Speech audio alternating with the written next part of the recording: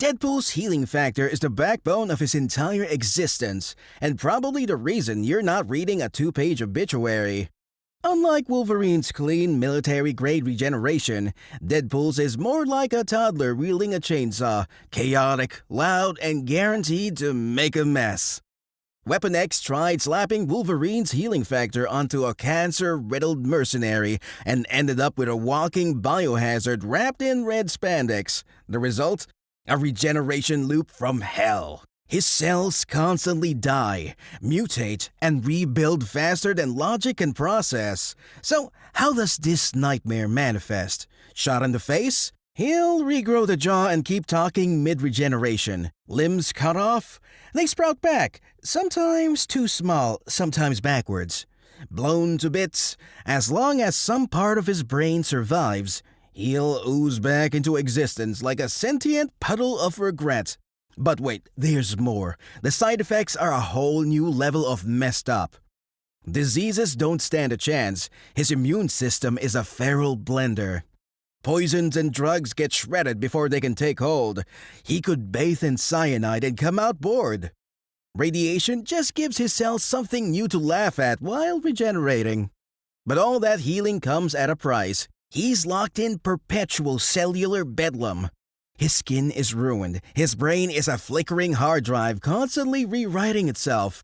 The mental instability isn't just trauma, it's side effect. He's not insane because he was tortured. He's insane because his neurons won't stop respawning mid-thought. Deadpool doesn't just recover from injury. He overwrites the laws of biology with a middle finger and keeps walking. Deadpool can't die, not in the comic book sense of see you next issue, but in the cosmically cursed, death restrained by jealous Thanos sense. His immortality isn't a perk. It's a life sentence without parole, without blackout curtains, and without the sweet release of a funeral. Let me paint you a picture of just how eternal this torment is. After becoming basically unkillable through healing alone, Deadpool caught the eye of death, like the literal skeleton in the robe cosmic entity.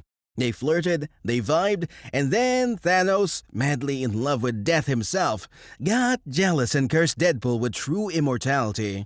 No heaven, no hell, just endless existence. Forever. This means Deadpool doesn't age, he doesn't break down, his bones don't get brittle, his back doesn't ache, and his metabolism never slows. He's like that weird hot dog rolling at the gas station. No idea how long it's been there, but it's still spinning, somehow. The worst part, even when the universe resets, Deadpool often just lingers. Multiverse explodes, he respawns. Timeline erased, he shows up in the sequel. He's like a glitch in the Matrix that even the developers gave up trying to patch. Deadpool's immortality doesn't just break biology, it undermines the concept of endings entirely. Deadpool's physical stats aren't just enhanced, they're juiced to the point where even Olympic mutants would ask for drug tests. He moves like he's being controlled by a caffeine-addicted gamer with no respect for gravity. Strength. He can lift around 800 pounds, enough to break steel restraints, hurl adult humans like stuffed animals, and tear off his own limbs when it gets theatrical. Not Hulk tier, but still very much fling a body through a wall strong. Speed and reflexes. Deadpool reacts faster than your browser crashes with too many tabs open. He's dodged gunfire, energy blasts, and full-speed sword strikes, while cracking jokes. Fighting him is like trying to swat a mosquito with a lightsaber. Agility. He doesn't just move fast, he moves weird. Picture rooftop flips, sideways wall runs, and splits that would destroy lesser groins. He's a parkour gremlin with murder in his heart. Stamina. Deadpool can fight for hours without tiring. His muscles don't cramp, his lungs don't quit, his heart keeps going like a drummer in a metal band with debt. Durability. He's not bulletproof, but he might as well be. Blunt force, falls, fire, blades, his body absorbs it all, regenerates, and makes a sarcastic comment before the blood dries. His physicals push the envelope so hard they rip it in half, set it on fire, and mail it back to reality with no return address. Deadpool's body is basically a biohazard rave. No toxins allowed, but the internal chaos never stops. His immune system is less defense mechanism and more chemical blender that hates intruders and parties every night. So, what does this actually look like in practice? Poisons don't even make it to his bloodstream. Whether it's snake venom, alien neurotoxin, or experimental death juice, his cells slice it up before it has a chance to sting. Diseases can't stick. Viruses, bacteria, parasites, all instantly shredded by non-stop regeneration. Even cancer, the thing that got him into this mess, is locked in a losing game of whack-a-mole. Drugs and alcohol? Hopeless. He could chug bleach and moonshine and walk away sober.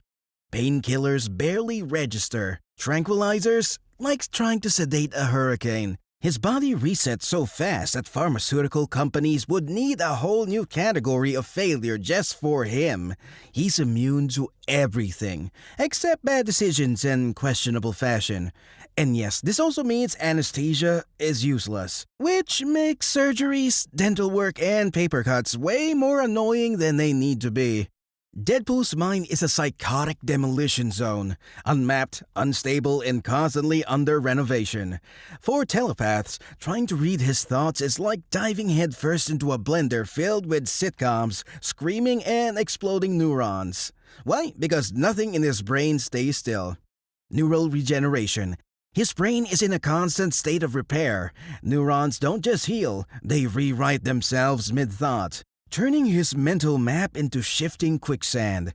Mental noise. Imagine tuning into a dozen radio stations at once, some in Latin, some yelling about tacos, one possibly just static and screaming. That's what scanning Deadpool feels like. Even elite telepaths like Professor X come out dizzy and emotionally damaged. Cognitive disruption. If you do get in, expect booby-trapped memories, fake scenarios, and jokes aimed directly at the reader. His mind isn't guarded, it's aggressively absurd. You can't influence what you can't track, and Deadpool's mind is less mind and more revolving door to a fever dream hosted by a stand-up comic with a head injury. Deadpool isn't just hard to kill, he's professionally trained to kill everything else first, in the most stylish and unnecessary way possible. His combat resume reads like someone min-maxed a murder simulator, then fed it LSD. Martial arts mastery. Deadpool's trained in judo, ninjutsu, Krav Maga, and a buffet of other fighting styles that sound like spells from a fighting game. He mixes refined technique with rapid improvisation, turning every brawl into a violent interpretive dance. Expert marksman. Pistols, shotguns, sniper rifles. He's accurate enough to split bullets mid-air and shoot around corners using nothing but luck and spite.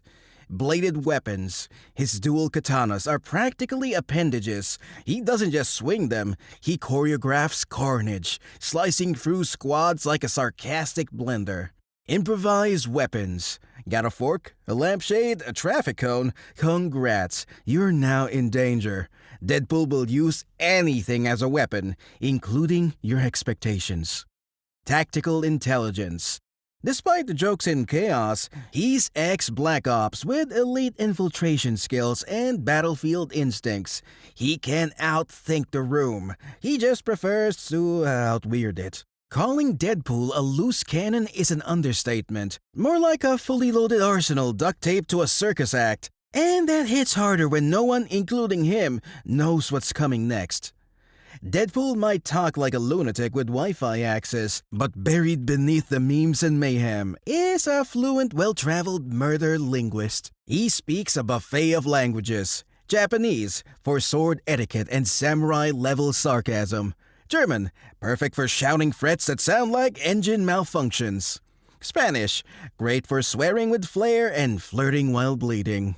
Russian, comes standard with mercenary work and vodka-fueled grudges. Esperanto, because Deadpool has very specific flexes. Plus more, military missions gave him exposure to Arabic, ASL, alien tongues, and probably a few made-up dialects he insists are real. He rarely shows it because jokes is greater than diplomas. But when he flips that multilingual switch, he becomes a cross-cultural chaos engine who can trash talk in 5 languages before pulling the trigger. Deadpool doesn't just speak, he weaponizes words across continents. Deadpool doesn't just realize he's fictional, he turns it into a tactical nuke. His fourth wall awareness isn't comic relief, it's a meta superpower with real consequences, and he uses it like a crowbar to pry open reality. Here's how it melts minds. Narrative sabotage. He comments on plot holes mid-battle, tears through speech bubbles, rewrites his dialogue, and argues with narration like it owes him money. Audience engagement. He talks to you, the reader, the viewer, the guy eating chips on his couch. He knows he's being watched, and he's not above making eye contact during a stabbing. Panel-breaking physics. He's leapt out of comic panels, fast-forwarded scenes, dodged death by turning the page, and once left his own story arc just to make a point. Psychological warfare. Want to fight Deadpool? He'll quote your origin story while you're mid-punch. He'll call out your secret love interest. He'll spoil your next appearance. Deadpool isn't in the story. He's the guy breaking into the writer's room with a katana and deleting plot twists in real time. Deadpool's most dangerous power isn't his healing, weapons, or immortality.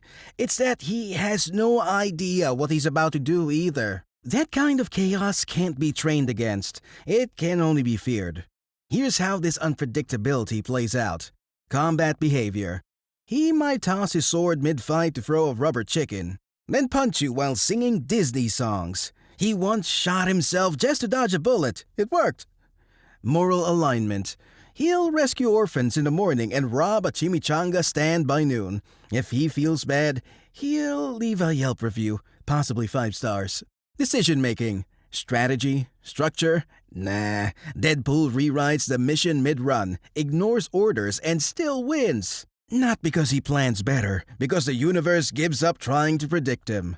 Mental instability. His brain's a kaleidoscope on shuffle. Thoughts change shape mid-sentence. Emotions reset without warning. It's not randomness, it's unpatterned intent. Deadpool isn't unpredictable like a wild card. He's unpredictable like a clown driving a tank through a chess tournament while blindfolded and high on espresso. Deadpool doesn't have natural teleportation, but hand him a stolen device and suddenly he's a ping-pong ball launched through time and space by a drunk multiverse. His teleporters are almost always tech-based, borrowed, jerry-rigged, or looted from Cable, Weasel, or whatever half-functioning gadget he found duct-taped to a corpse.